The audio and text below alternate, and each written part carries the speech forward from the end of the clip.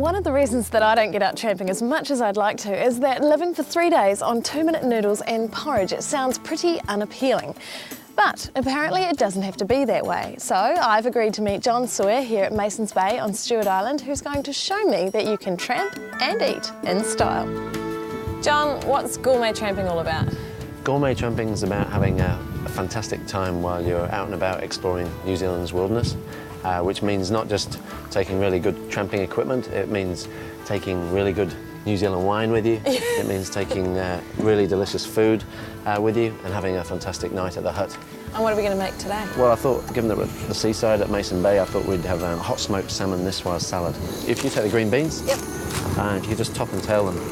I'll start on the tomatoes. Okay. So, why do you think that people eat crappy food when they're tramping? It's quite easy to buy cheap, dehydrated food, yep. And people think they're going to be exhausted when they get to the hut as well, but in actual fact, usually after a bit of a break, once you've got to the hut, you can usually sit down and have a bit of a happy hour and spend a bit of time cooking.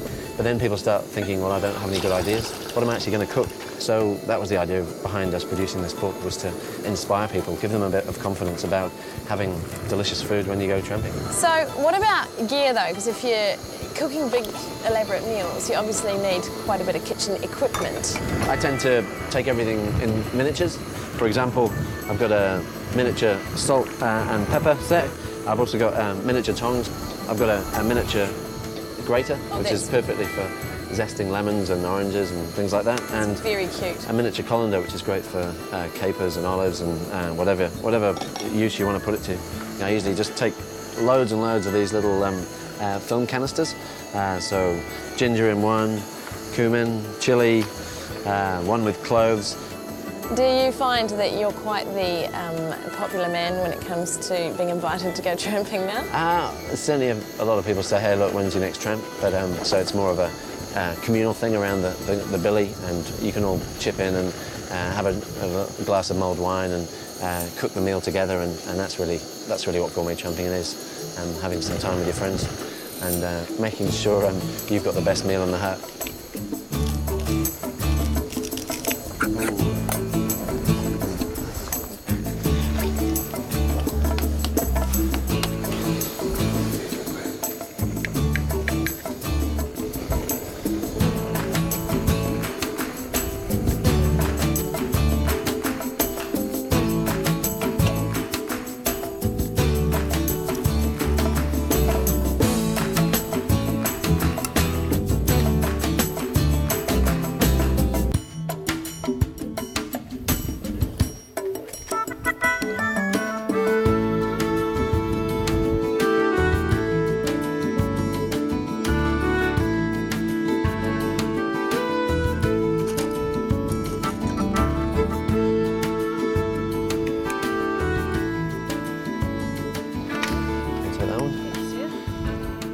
Well, after that, I'm now convinced. The concept of gourmet tramping adds a delicious dimension to a much-loved pastime of thousands of Kiwis and overseas visitors who can now look forward to celebrating the end of a wonderful day in the wilderness in luxurious style.